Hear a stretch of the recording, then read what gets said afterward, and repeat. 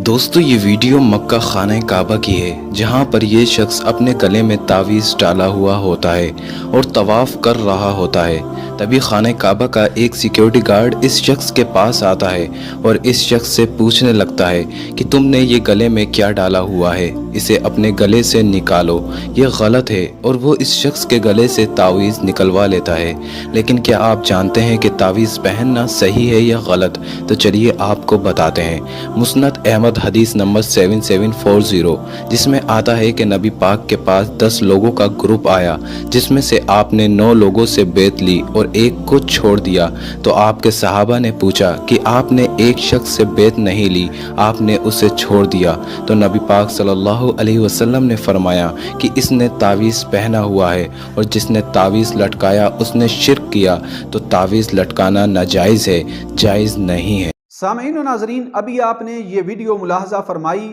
जिसके अंदर तावीज़ के हवाले से गुफ्तगू की गई, और इस वीडियो के अंदर मुस्नद इमाम अहमद बिन हम्बल की एक रिवायत भी तावीज़ के हवाले से पढ़ी गई। इंशाअल्लाह तबारक व तआला इस वीडियो के आखिर में इस बयान की गई रिवायत का जवाब भी आपके सामने अर्ज करूंगा। उससे पहले मसला तावीज़ की तफसील आपके सामने अर्ज करना चाहता हूं, ताकि इस वीडियो को देखकर जिन लोगों के दिलो दिमाग के अंदर शकूक और शुबहात पैदा हुए हैं उनका इजाला हो सके। तो सबसे पहले आप इस बात को ज़हन नशीन फरमा लें कि इस्लाम के शुरू वाले दौर के अंदर बाज़ ऐसी जायज़ चीज़ें थी जिनको करना जायज़ था, लेकिन किसी हिकमत के तहत वक्ती तौर पर कुछ अरसा के लिए अल्लाह के महबूब सल्लल्लाहु अलैहि वसल्लम ने उन कामों को करने से मना फरमा दिया। मिशकातुल मसाबीह के अंदर यह हदीस पाक सही मुस्लिम के हवाले से है, जिसमें हमारे आका सल्लल्लाहु अलैहि वसल्लम ने फरमाया, नहैतुकुम अन ज़ियारतिल कुबूरी फज़ूरूहा। अल्लाह के महबूब सल्लल्लाहु अलैहि वसल्लम ने फरमाया, मेरे सहाबा, मैंने तुम्हें कब्रों की ज़ियारत करने से मना किया था, फज़ूरूहा, अब मैं तुम्हें इजाजत देता हूं, तुम कब्रों की ज़ियारत कर सकते हो, तुम कब्रों की ज़ियारत किया करो। तो इस्लाम के इब्तिदाई दौर के अंदर अल्लाह के महबूब सल्लल्लाहु अलैहि वसल्लम ने कब्रों की ज़ियारत करने से मना किया। इसमें हिकमत यह थी कि वो लोग जो कलमा पढ़ के नए नए इस्लाम के अंदर दाखिल हो रहे थे, वो जो पहले बुतों की इबादत करते थे, अल्लाह के महबूब सल्लल्लाहु अलैहि वसल्लम ने बताया ये बुत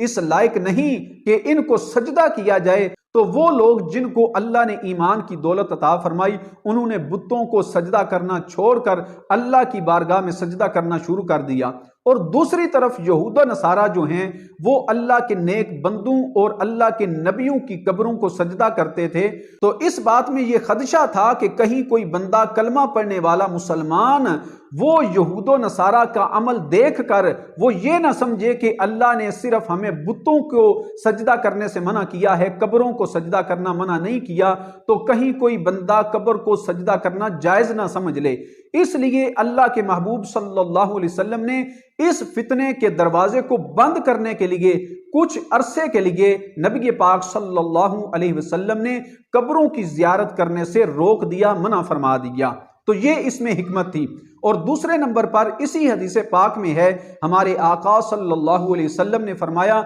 ऐ मेरे सहाबा, मैंने तुम्हें मना किया था कि तुम 3 दिन से ज्यादा कुर्बानी के जानवर का गोश्त रखो। तो नबी पाक सल्लल्लाहु अलैहि वसल्लम ने फरमाया, ऐ मेरे सहाबा, अब मैं तुम्हें इजाजत देता हूं, तुम जितनी देर कुर्बानी का गोश्त रखना चाहो रख सकते हो, उसको इस्तेमाल कर सकते हो। तो पहले 3 दिन से ज्यादा रखने से जो मना किया गया था, इसमें हिकमत यह थी कि इस्लाम के इब्तिदाई दौर के अंदर बहुत थोड़े लोग थे जो साहिब निसाब थे, जिन पर कुर्बानी वाजिब थी, और कुर्बानी का गोश्त लेने वाले गुरबा सहाबा की तादाद ज्यादा थी। तो इसमें खदशा था कि अगर कोई बंदा कुर्बानी साहिब निसाब करता है, अगर वो गोश्त का ज्यादा हिस्सा अपने पास जमा कर ले, तो इसमें यह खदशा था कि कुर्बानी के दिन, ईद के दिन कोई बंदा मोमिन जो है वो गोश्त खाने से महरूम ना रहे। इसलिए अल्लाह के महबूब सल्लल्लाहु अलैहि वसल्लम ने शुरू में कुर्बानी का गोश्त 3 दिन से ज्यादा रखने से मना फरमाया। जब हालात बदले اور بہت سارے لوگ صاحب نصاب ہو گئے اور قربانی کرنے والے ہو گئے اور غریب صحابہ جو ہیں وہ تھوڑے رہ گئے، تو اب اس بات کا خدشہ نہیں تھا، اس لیے اللہ کے محبوب صلی اللہ علیہ وسلم نے 3 دن سے زیادہ قربانی کا گوشت رکھنے اور اس کو استعمال کرنے کی اجازت دے دی۔ تو ایسی ہی صورتحال مسئلہ دم اور تعویذ کی ہے۔ اللہ کے محبوب صلی اللہ علیہ وسلم نے اسلام کے شروع والے دور کے اندر تعویذ اور دم سے منع فرمایا۔ اس کی حکمت یہ تھی کہ زمانہ جاہلیت کے لوگ جو ہیں وہ کفریہ اور شرکیہ الفاظ کے ساتھ دم اور تعویذ کیا کرتے تھے، جن کی اسلام کے اندر قطعاً کوئی گنجائش نہیں تھی۔ اس لیے اللہ کے محبوب صلی اللہ علیہ وسلم نے دم اور تعویذ سے منع فرما دیا۔ جب حالات بدلے اور ہر بندے پر یہ بات واضح ہو گئی کہ اسلام کے اندر شرکیہ اور کفریہ کلمات والے دم اور تعویذ کی قطعاً کوئی گنجائش نہیں، اگر کسی نے دم کرنا ہے تو وہ قرآن پاک کی کسی آیت یا نبی پاک صلی اللہ علیہ وسلم کی بیان کی گئی کوئی دعا جو ہے اس کے ذریعے کر سکتا ہے، تو پھر نبی پاک صلی اللہ علیہ وسلم نے دم اور تعویذ کرنے کی اجازت دے دی۔ بخاری شریف کے اندر پوری اس کی وضاحت موجود ہے کہ جس میں اس بات کا واضح ثبوت ہے کہ اللہ کے محبوب صلی اللہ علیہ وسلم نے پہلے دم کرنے سے منع فرمایا، جس کی بعد میں اجازت دے دی۔ تو اس میں بخاری شریف کے اندر یہ باب ہے،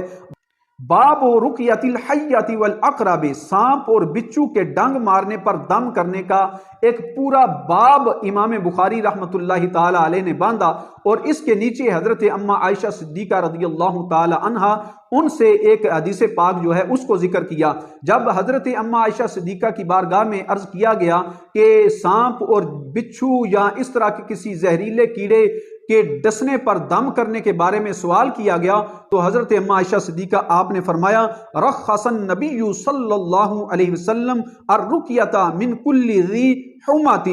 فرمایا کہ اللہ کے محبوب صلی اللہ علیہ وسلم نے زہریلے جانوروں کے کاٹنے پر دم کرنے کی رخصت یعنی اجازت دی ہے۔ اس حدیث پاک کے تحت حضرت امام بدر الدین عینی رحمۃ اللہ تعالی علیہ آپ ایک حدیث پاک لے کر آئے ہیں ابن شہاب زہری سے۔ ابن شہاب زہری کہتے ہیں کہ مجھے بے شمار اہل علم سے یہ روایت پہنچی ہے کہ نبی پاک صلی اللہ علیہ وسلم جب مدینہ پاک میں تشریف لائے تو سرکار صلی اللہ علیہ وسلم کے ایک صحابی کو کسی زہریلے جانور نے ڈس لیا، ڈنگ مار دیا۔ تو نبی پاک صلی اللہ علیہ وسلم کی بارگاہ میں صحابہ نے عرض کی، یا رسول اللہ صلی اللہ علیہ وسلم، آل حزم جو ہیں وہ اس طرح کے زہریلے جانوروں کے ڈسنے پر دم کیا کرتے تھے، اے اللہ کے محبوب جب آپ نے دم کرنے سے منع فرمایا تو انہوں نے دم کرنا چھوڑ دیا۔ تو نبی پاک صلی اللہ علیہ وسلم آپ نے فرمایا عمارہ کو میرے پاس بلا کر لاؤ۔ تو سرکار کی بارگاہ میں جب وہ حاضر ہوئے تو اللہ کے محبوب صلی اللہ علیہ وسلم نے فرمایا اپنا دم مجھے سناؤ۔ جب انہوں نے سنایا تو نبی پاک صلی اللہ علیہ وسلم آپ نے اس میں کوئی حرج نہیں پایا، اس لیے نبی پاک صلی اللہ علیہ وسلم نے ان کو دم کرنے کی اجازت دے دی۔ تو یہ روایت بھی اس بات پر واضح دلیل ہے کہ اللہ کے محبوب صلی اللہ علیہ وسلم نے پہلے دم کرنے سے منع فرمایا تھا جائز کلمات سے بھی، جس کی بعد میں اللہ کے محبوب صلی اللہ علیہ وسلم نے اجازت دے دی۔ اور اس پر دوسری دلیل میں آپ کے سامنے عرض کرنے لگا ہوں، یہ میرے پاس مسند امام احمد بن حنبل ہے، اس کی جلد نمبر 5 ہے اور صفحہ نمبر 138 ہے، حدیث کا نمبر ہے 6696۔ اس پر یہ حضرت عمر بن شعیب اپنے باپ اور اپنے باپ سے بیان کرتے ہیں اور وہ اپنے دادا سے بیان کرتے ہیں، وہ فرماتے ہیں کانا رسول اللہ صلی اللہ علیہ وسلم یعلمنا کلمات نقولہن عند النوم من الفزع بسم اللہ اعوذ بکلمات اللہ التامات من غضبہ وعقابہ وشر عبادہ ومن حمازات الشیاطین ان یحضرون۔ یہ دعا نبی پاک صلی اللہ علیہ وسلم نے صحابہ کو سکھائی کہ سونے سے پہلے اس دعا کو پڑھ لیا کرو، اللہ تبارک و تعالیٰ تمہیں ڈر اور خوف سے محفوظ رکھے گا۔ اور اس کو بیان کرنے کے بعد فرماتے ہیں فَقَانَ عَبْدُ اللَّهِ بْنُ عَمْرٍ، کہ حضرت عبداللہ ابن عمر جو ہیں ان کا یہ عمل تھا يُعَلِّمُهَا مَنْ بَلَغَ مِنْ وَلَدِهِ أَنْ يَقُولَهَا عِنْدَ نَوْمِهِ وَمَنْ كَانَ مِنْهُمْ صَغِيرًا لَا يَعْقِلُ أَنْ يَحْفَظَهَا قَتَبَهَا لَهُ فَعَلَّقَهَا فِي عُنُقِهِ۔ حضرت عبداللہ بن عمر رضی اللہ تعالیٰ عنہ وہ اپنی اولاد میں سے جو بالغ ہوتے تھے ان کو یہ دعا کے کلمات یاد کروایا کرتے تھے، ان کو سکھاتے تھے، اور فرماتے ہیں حضرت عبداللہ بن عمر کی اولاد میں سے جو بچے چھوٹے ہوتے تھے جو ان کلمات کو یاد نہیں کر سکتے تھے، عبداللہ ابن عمر رضی اللہ تعالی عنہ یہ کلمات لکھ کر اپنی اس چھوٹی اولاد کے گلے میں تعویذ کے طور پر اس کو ڈالتے تھے۔ اب اگر یہ کہا جائے کہ قرآنی آیات یا نبی پاک صلی اللہ علیہ وسلم کی بیان کی گئی دعائیں جو ہیں ان کا تعویذ لکھ کر بھی گلے میں ڈالنا یہ شرک ہے، تو یہ الزام جو ہے نبی پاک صلی اللہ علیہ وسلم کے صحابہ پر لگے گا۔ کیا معاذ اللہ صحابہ کرام علیہم رضوان جو ہیں وہ شرک کرتے رہے؟ ہرگز نہیں، اس لیے کہ نبی پاک صلی اللہ علیہ وسلم آپ نے جس تعویذ سے منع فرمایا ہے وہ تعویذ ہے جس میں کفریہ اور شرکیہ کلمات تھے۔ اللہ کے محبوب صلی اللہ علیہ وسلم نے اس تعویذ کو شرک فرمایا اور ایسا تعویذ پہننے سے نبی پاک صلی اللہ علیہ وسلم نے منع فرمایا۔ اور جس تعویذ میں قرآن کی آیت لکھی ہو یا اللہ کے محبوب صلی اللہ علیہ وسلم کی تعلیم کی گئی دعا لکھ کر اس کا تعویذ بنایا جائے تو وہ شرعاً بالکل جائز ہے، اس میں کوئی حرج نہیں ہے۔ تو اس کی مزید وضاحت کے لیے آپ کے سامنے ایک عظیم تابعی حضرت مجاہد رحمت اللہ تعالی علیہ ان کا عمل بھی آپ کے سامنے پیش کرنا چاہتا ہوں۔ یہ مصنف ابن ابی شیبہ ہے جس کا سکین آپ کے سامنے ہے۔ اس میں امام ابو بکر ابن ابی شیبہ نے ایک پورا باب باندھا تعویذ کے جائز ہونے میں، اور اس کے نیچے حضرت امام ابو بکر ابن ابی شیبہ جو کہ امام بخاری کے استاذ ہیں انہوں نے حضرت مجاہد تابعی رحمت اللہ تعالی علیہ ان کا عمل جو ہے اس کو ذکر کیا۔ کان مجاہد یکتب للناس التعویذ فیعلقہ علیہم، حضرت مجاہد تابعی رحمت اللہ تعالی علیہ ان کا یہ عمل تھا کہ وہ لوگوں کے لیے تعویذ لکھتے تھے اور تعویذ لکھ کر لوگوں کے گلے میں تعویذ ڈالتے تھے۔ تو اس سے یہ بات بالکل واضح ہوئی کہ جس طرح صحابہ کرام علیہم رضوان نے دم اور تعویذ کو جائز سمجھا، ان سے دین پڑھ کے آگے تابعین نے بھی اس عمل کو جاری رکھا، اور تابعین نے بھی اس کو شرک ہرگز نہیں کہا، بلکہ تابعین خود تعویذ لکھ کر لوگوں کو دیتے تھے، لوگوں کے گلے میں باندھتے تھے۔ اب مسئلہ تعویذ کے حوالے سے ہمارے اس دور کے اندر جو حضرات غلو کا شکار ہیں، غلو کرتے ہیں اور معاذ اللہ قرآن و حدیث سے ثابت دعائیں ان کا تعویذ بنانے کو بھی معاذ اللہ ناجائز اور حرام اور شرک کہتے ہیں، ان کے اپنے جو اکابر علماء ہیں ان کے چند حوالہ جات بھی آپ کے سامنے پیش کرنا چاہتا ہوں تاکہ ان کے حوالے سے بھی یہ بات بالکل واضح ہو جائے۔ یہ آپ اپنی سکرین پر دیکھ رہے ہیں فتاوی نظیریہ، یہ غیر مقلدین وہابی اہل حدیث حضرات کے بہت بڑے عالم ہیں، ان کو شیخ الکل فی الکل بھی کہا جاتا ہے۔ اس میں نذیر حسین دہلوی صاحب جو کہ غیر مقلدین وہابی اہل حدیث حضرات کے بہت بڑے امام ہیں، ان سے سوال کیا گیا کہ تعویذ لکھ کر گلے میں ڈالنا یہ کیسا ہے؟ تو اس کا جواب دیتے ہوئے انہوں نے کہا کہ تعویذ لکھ کر گلے میں ڈالنا یہ جائز ہے، اس میں کوئی حرج نہیں ہے۔ تو غیر مقلدین وہابی حضرات کے اپنے شیخ الکل فی الکل جو ہیں وہ بھی تعویذ لکھ کر اس کو گلے میں ڈالنے کو بالکل جائز کہہ رہے ہیں، اور وہ بھی کہہ رہے ہیں اس میں کوئی حرج نہیں ہے۔ اور دوسرا حوالہ آپ اپنی سکرین پر دیکھ رہے ہیں، یہ فتاوی اہل حدیث ہے جو کہ غیر مقلدین وہابی اہل حدیث حضرات کے بہت بڑے مجتہد تھے، حافظ عبداللہ روپڑی، ان کا فتاوی اہل حدیث ہے، اس کی جلد نمبر 1 ہے اور اس کا صفحہ نمبر 196 ہے، یہ سکرین پر آپ ملاحظہ فرما رہے ہیں۔ اس میں حافظ عبداللہ روپڑی اپنے امام اور پیشوا نواب صدیق حسن بھوپالی ان کے حوالے سے لکھتے ہیں، وہ کہتے ہیں بہر صورت جواز میں کوئی شبہ نہیں مگر ان الفاظ کے ساتھ جو قرآن و حدیث سے ثابت ہوں یا ان کے ہم معنی ہو۔ تو نواب صدیق حسن خان بھوپالی نے بھی اس بات کو تسلیم کیا کہ قرآن اگر اس کا مضمون قرآن و حدیث کے مطابق ہو تو اس کو پہننے میں کوئی حرج نہیں ہے۔ تیسرا والا آپ کے سامنے عرض کرنے لگا ہوں، یہ میرے پاس فتاوی ثنائیہ ہے، اس کی جلد نمبر 2 ہے اور صفحہ نمبر 68 ہے۔ سوال ہوا کہ جو لوگ تعویذ وغیرہ لکھ کر باندھتے ہیں یہ جائز ہے یا نہیں؟ تو اس کے جواب میں غیر مقلدین وہابی اہل حدیث حضرات کے شیخ الاسلام وہ جواب دیتے ہیں، کہتے ہیں تعویذ کا مضمون اگر قرآن و حدیث کے مطابق ہو یعنی شرکیہ نہ ہو تو بعض صلحاء بچوں کے گلے میں ڈالنا جائز کہتے ہیں۔ تو انہوں نے بھی اس بات کی وضاحت کی کہ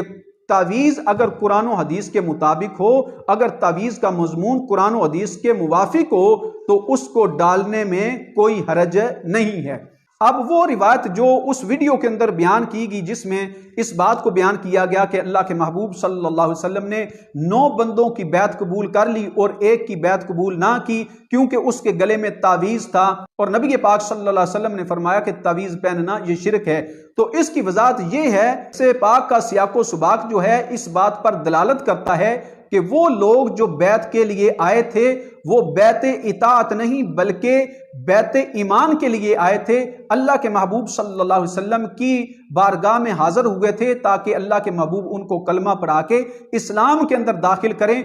تو 9 بندوں کی نبی پاک صلی اللہ علیہ وسلم نے بیعت قبول کر لی، ایک کی بیعت اللہ کے محبوب نے اس وقت تک قبول نہ کی جب تک اس نے وہ تعویذ نہیں اتارا، کیونکہ یہ وہ زمانہ جاہلیت کا تعویذ ہو سکتا ہے جس میں کفریہ اور شرکیہ الفاظ لکھے جاتے تھے، اس لیے اللہ کے محبوب صلی اللہ علیہ وسلم نے ان کو کلمہ پڑھانے سے پہلے ان کے گلے سے تعویذ اتروایا، پھر اللہ کے محبوب صلی اللہ علیہ وسلم نے ان کی بیعت قبول کی۔ تو اس حدیث پاک کا یہ مطلب ہرگز نہیں کہ قرآن کی آیت لکھ کر اس کا تعویذ بنانا یا نبی پاک صلی اللہ علیہ وسلم کی تعلیم کی گئی دعائیں جو ہیں ان کو لکھ کر ان کا تعویذ بنانا یہ شرک ہے، ایسی کوئی بات ہرگز نہیں۔ دعا ہے کہ اللہ تبارک و تعالی ہم سب کو قرآن و سنت سمجھنے کی اور عمل کی توفیق عطا فرمائے۔